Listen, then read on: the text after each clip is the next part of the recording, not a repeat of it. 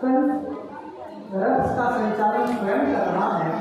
आकाशवाणी होती है कि इसका 8वां गर्भ मेला काल होगा। बहन को मारने के लिए युद्ध हुआ है। बहनोई ने रोका है, क्या बहन को मार देने से मेरी मृत्यु नहीं होगी? अरे जो इस संसार में आया है उसको तो जाना ही है। इसलिए हे कंस, अपनी बहन को मारकर तो अपनी प्रतिष्ठा में किसी भी प्रकार का कलंक मत लगा। लोग क्या कहेंगे कि अपनी बहन को मारा। चोर भी चाहता है कि कोई मुझे चोर ना मिले, इसलिए कंस ने भी सोचा बहन को मार दूंगा तो व्यर्थ का कलंक लगेगा। लेकिन करूँ तो क्या करूँ? वसुदेव जी ने वचन दिया कि इससे जो पुत्र उत्पन्न होंगे, जिससे भी तुमको भय है, उन पुत्रों को मैं तुमको सौंपूंगा। वसुदेव जी कभी झूठ नहीं बोलते, इसलिए कंस ने विश्वास कर लिया। दोनों को कारागृह में डाल दिया, देवक वसुदेव को। धीरे धीरे समय बीता, एक संतान उत्पत्ति हुई। वसुदेव जी महाराज ने अपने वचन के अनुसार कंस को संतान प्रदान की। कंस ने सोचा कि 8वां गर्भकाल होगा, पहले को छोड़ दिया, दूसरे को छोड़ दिया, तीसरा, चौथा, 5वां, 6वां 6 पुत्रों को कंस ने छोड़ दिया। नारद जी सोचने लगे, कंस सब पर दया कर रहा है। दया करने का अर्थ है पाप कर्म से निवृत्त होना। यदि कंस पाप कर्म से निवृत्त हो जाएगा तो फिर कहीं भगवान का अवतार रद्द न हो जाए। क्योंकि भगवान तो तब आएंगे अगर कंस का अत्याचार बढ़ेगा। इसलिए नारद जी ने पुष्प के माध्यम से ये सिद्ध कर दिया कि देवताओं की जो गिनती है बड़ी कठिन है। पहला भी 8वां हो सकता है, 8वां भी पहला हो सकता है। कंस समझ गया इसका मतलब मुझे किसी को छोड़ना नहीं है। नारद की बुद्धि भ्रमित करके चले जाएंगे और कंस समझ गया कि मुझे सबको मारना है। इधर 7वां गर्भ देवकी का पल रहा है। भगवान के सन्मुख जाकर देवताओं ने स्तुति करी कि प्रभु अब तो जाइए। यज्ञ बंद कर दिए हैं, कंस ने ब्राह्मणों पर अत्याचार करता है। देवताओं की पूजाएं इसने अवरुद्ध कर दी हैं, अब तो आइए आप। भगवान ने आश्वासन दिया, मैं शीघ्र ही आ रहा हूँ। योग माया को आदेश दिया।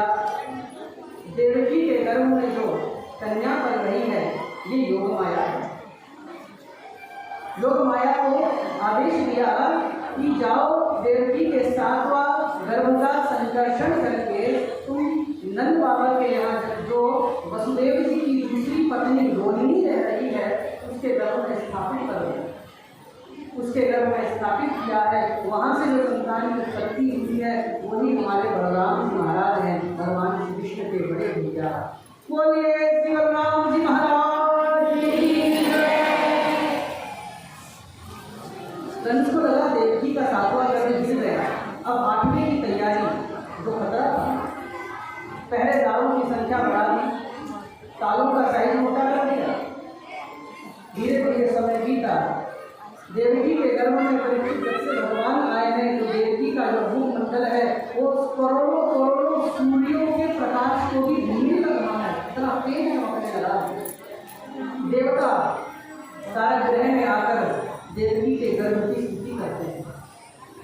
सत्य व्रतम सत्य वर्ण सत्यम सत्यस्य योनि हितम सत्य सत्यस्य सत्यम सत्य नेत्रम सत्यात्मकम परिणाम। देवता स्तुति करके गए हैं। भगवान ने चतुर्भुज रूप में देवकी वसुदेव को दर्शन दिया है।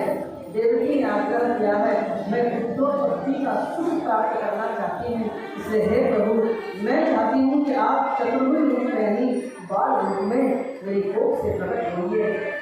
सुखदेव जी कहते हैं, परीक्षित बहु प्राकृत शिशु। भगवान नारायण एक ऐसे साधारण बालक की तरह जैसे प्राकृत बालक प्रकट होता है, देवकी के गर्भ से देवकी को समस्त आनंद की प्राप्ति कराते हुए प्रकट हो गए। एक प्राकृतिक बालक की तरह। विद्वानों ने यहाँ पर प्राकृत शब्द के 2 अर्थ किए हैं। बोले यहाँ पर प्राकृत शब्द का अर्थ है प्रकृति द्वारा अकृत, जो प्रकृति के द्वारा नहीं बनाया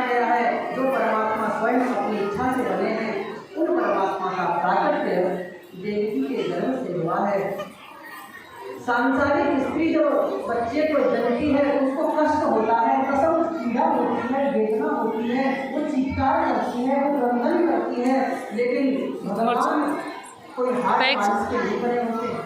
भगवान के शरीर में न तो हाथ होता है न मांस होता है, वो लीलाट होता है, अन्यथा न तो रक्त होता है। भगवान का शरीर तो सिर्फ और सिर्फ आनंद से बनता है, आनंदमय होता है। इसलिए सांसारिक स्त्रियों को पुत्र जनते हुए कष्ट होता है, लेकिन देवकी ने जैसे ही भगवान को जाना है तो देवकी को तो आनंद की अनुभूति हुई है। बोले बाल कृष्ण जय। मेरा पुत्र सुरक्षित रहे और भगवान ने पूर्व में जैसी आज्ञा दी थी उसी आज्ञा का पालन करते हुए वसुदेव जी ने एक सूत्र में भगवान को रखा है।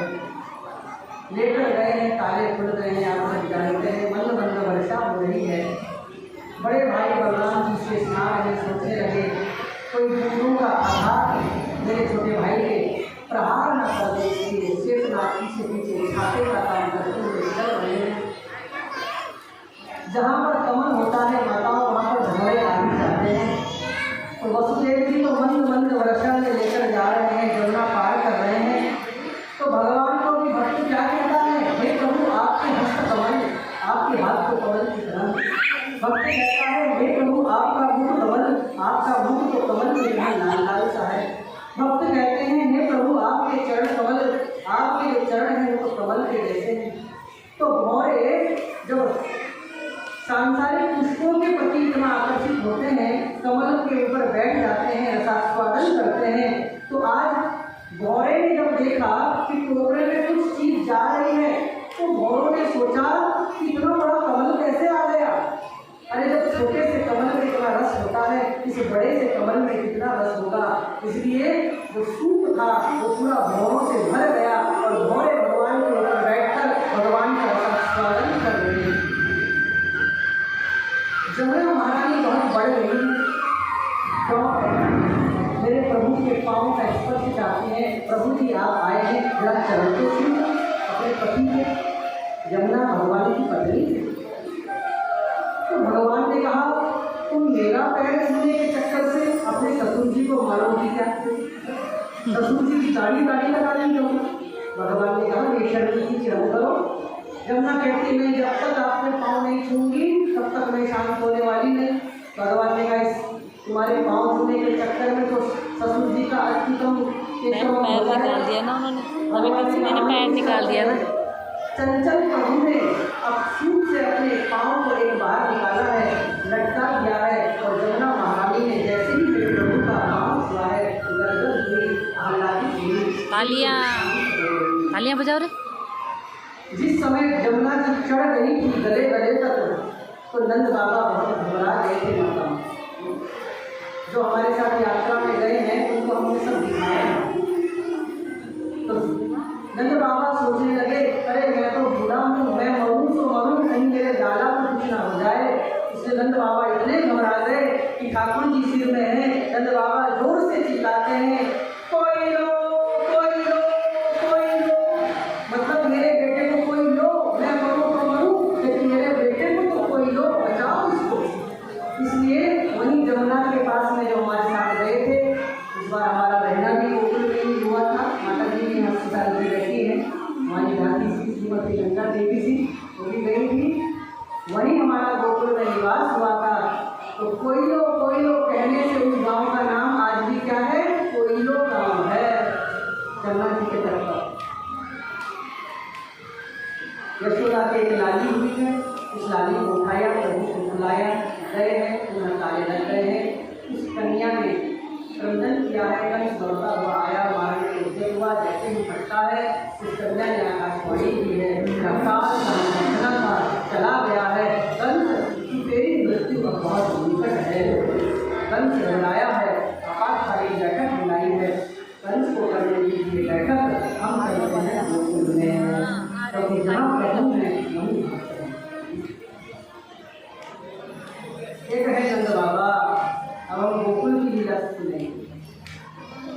एक है नंद बाबा और एक है यशोदा मैया। नंद बाबा है 80 साल के और जसोदा है ही 60 साल की। भगवान को दियो सब कुछ है भैया, नाय है तो बस एक लाला डाली कछु भी नाय है।